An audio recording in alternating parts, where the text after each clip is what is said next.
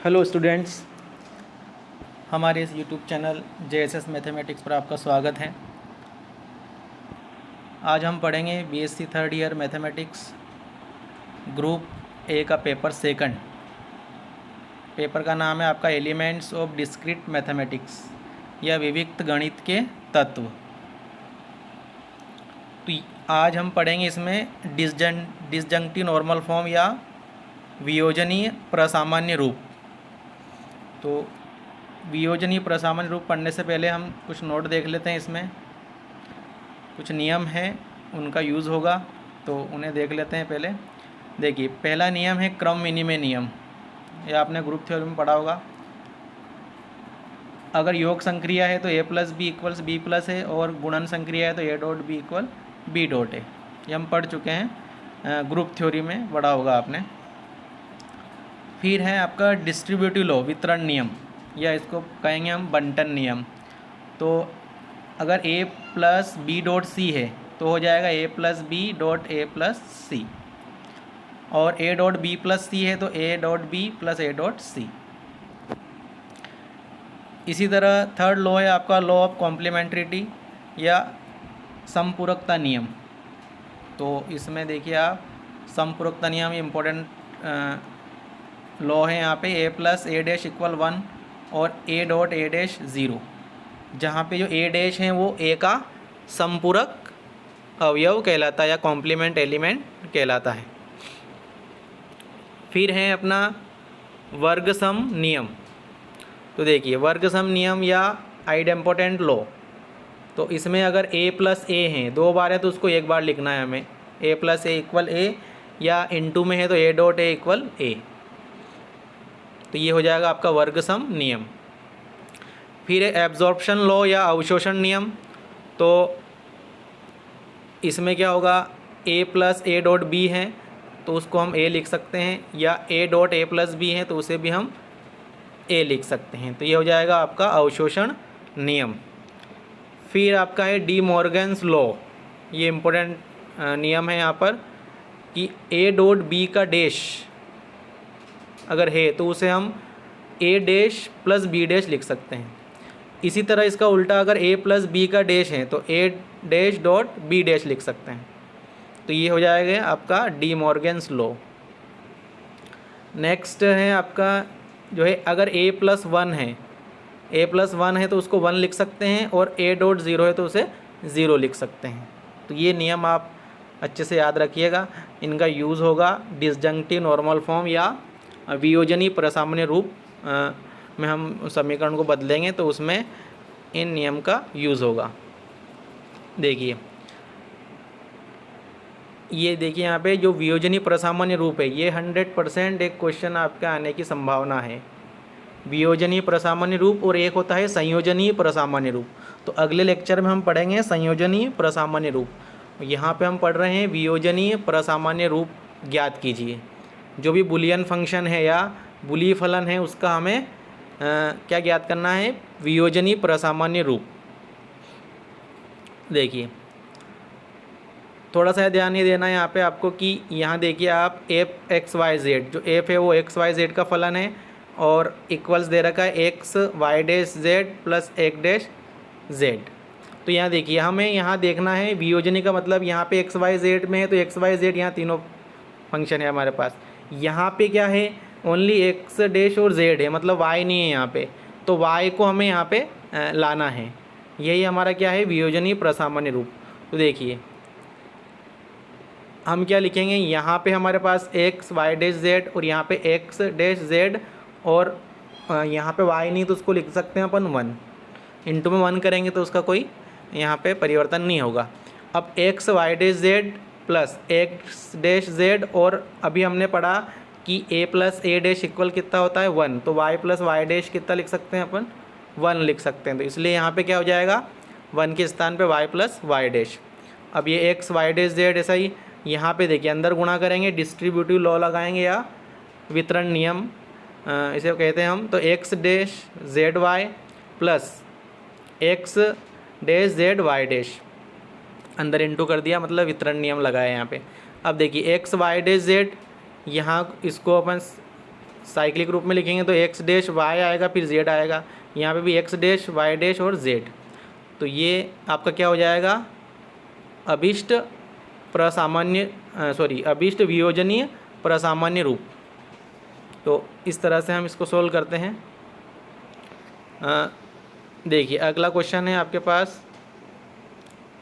F जो है वो एक्स वाई जेड का फलन है और हमारे पास दे रखा है कि एक्स प्लस वाई का dash plus Y plus Z का डैश प्लस वाई जेड। तो इसे हम कैसे सोल्व करेंगे वो देखिए यहाँ पर। तो इसे सोल्व करेंगे हम, देखिए यहाँ पे अगली स्टेप में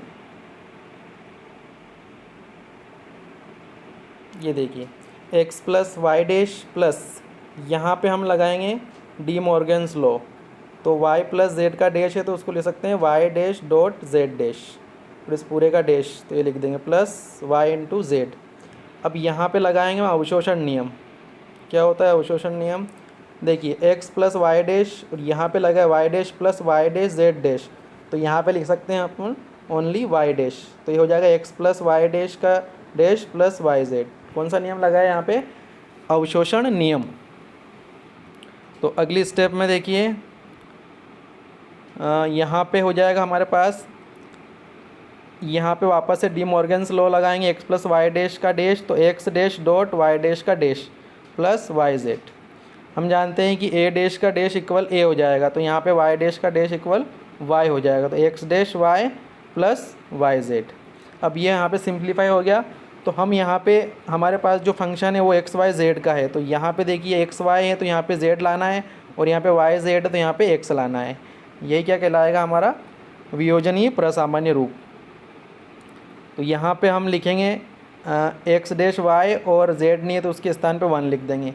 यहाँ पे वाई जेड, यहाँ पे एक्स नहीं है तो 1 डॉट वाई डॉट जेड लिख देंगे। तो यहाँ पे एक्स डैश वाई और यहाँ पे जेड नहीं था तो 1 के स्थान पे जेड प्लस जेड डैश। हम जानते हैं कि A plus A dash equal 1 होता है, तो Z plus Z dash equal कितना हो जाएगा 1।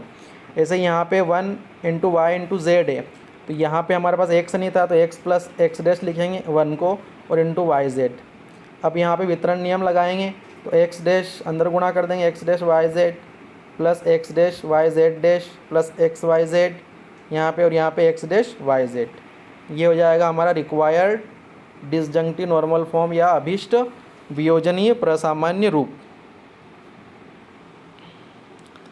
क्वेश्चन नंबर 3 देखिए, अब इस तरह हमें इसको सोल्व करना है। तो यहाँ पे भी हम वही नियम लगाएंगे, डी मॉर्गन्स लॉ से हम यहाँ पे इसको हल करेंगे, और ये सारे नियम लगा के इसको सोल्व करिएगा आप, सिंपल है बिल्कुल। फिर यहाँ पे अवशोषण नियम लगा देंगे। क्या होता है अवशोषण नियम कि A plus A dot B dash है तो ए हो जाएगा, और इस तरह से हम फिर वापस हमारे पास क्या आ जाएगा X dot X, X dot Y और एक्स डॉट जेड। और एक्स डॉट एक्स को मैंने बताया कि अगर 2 बार है तो उसको एक ही बार लिखना है हमें, है ना। और एक्स डॉट वाई यहाँ पे ये हो जाएगा। तो इसको हल करेंगे हम, तो यहाँ पे हमारे पास एक्स है तो वाई और जेड नहीं है तो ए 1 डॉट 1 लिख देंगे। यहाँ पे एक्स वाई है और जेड नहीं है तो डॉट 1 कर देंगे। यहाँ पे वाई नहीं है तो एक्स डॉट 1 डॉट जेड। फिर हम जानते हैं कि वाई, यहाँ पे हमें वाई और जेड लिखना है तो Y plus Y dash Z plus Z dash लिख देंगे। यहाँ पे जेड लिखना है तो जेड प्लस जेड डैश, और यहाँ पे वाई लिखना है तो वाई प्लस वाई डैश। हम जानते हैं कि A plus A dash equals कितना होता है 1 होता है। अब यहाँ कुछ नहीं करना है हमें, बस अंदर गुणा करते जाना है, वितरण नियम लगाते जाना है, हमारे पास ये मान आ जाएंगे सारे। अब यहाँ पे एक ध्यान रखना है आपको, ये सारे मान हमारे पास आए, रिपीट वैल्यू नहीं लिखना है हमें, रिपीट वैल्यू को एक ही बार लिखना है हमें। जैसे हम जानते हैं कि ए प्लस ए इक्वल कितना होता है ए, और ए डॉट ए भी इक्वल्स ए होता है। तो यहाँ पे देखिए आप एक्स वाई जेड और एक्स वाई जेड 2 बार है तो उसको एक बार लिखना है। एक्स वाई डैश जेड और एक्स वाई डैश जेड ये 2 बार है तो इसको भी एक बार लिखना है। फिर X Y Z dash X Y Z dash इसको भी एक बार लिखना है। फिर हमारे पास एक्स वाई डैश जेड तो X Y dash Z dash हो जाएगा। हम जानते हैं कि ए प्लस ए इक्वल कितना ए, अगर जो भी रिपीट वैल्यू है तो उसे हम एक ही बार लिखेंगे। तो ये हो जाएगा हमारा रिक्वायर्ड डिसजंक्टिव नॉर्मल फॉर्म। तो इस तरह से आपको इन क्वेश्चंस को सोल्व करना है। और ये इम्पोर्टेंट आपका प्रसामान्य रूप जो क्वेश्चन है वो इम्पोर्टेंट क्वेश्चन एग्ज़ाम में आता है, सोल्व करिएगा आप। ऐसे ही ये क्वेश्चन नंबर, इसको सोल्व करना आप, एक F X Y Z X plus Y dot X plus Y dash plus X dash plus Z, तो इसको सोल्व करिएगा आप। इसमें दे रखा है, पूरा देख लेना इसको। ये इस तरह सोल्व करेंगे और ये रिक्वायर्ड डिसजंक्ट नॉर्मल फॉर्म हो जाएगा। ऐसे क्वेश्चन नंबर 7, इसको भी सोल्व करिएगा, देखते जाइएगा इनको और ये स्टेप बाय स्टेप इनको हल करिएगा। ये पेज एक पेज पीछे आगे पीछे हो गया था, इसमें देख लेना इसको। क्वेश्चन नंबर 4 यहाँ पे है, इसको भी सोल्व करिएगा आप, देख लीजिएगा। इस पर पूरा सोल्व कर रखा है, वैसे सोल्व करना है जो मैंने समझाया आपको अभी, डिसजंक्टिव नॉर्मल फॉर्म है ना। ये क्वेश्चन नंबर 5, ये देखिए, इस तरह से हमें इन क्वेश्चंस को सोल्व करना है। तो ये आप अच्छे से देख लीजिएगा इनको, और हमारे चैनल को लाइक सब्सक्राइब और शेयर करें ताकि आपको नोटिफिकेशंस मिलता रहे। तो अगर कोई भी आपको समस्या हो तो आप कमेंट करके बता सकते हैं। ठीक है, थैंक यू सभी को।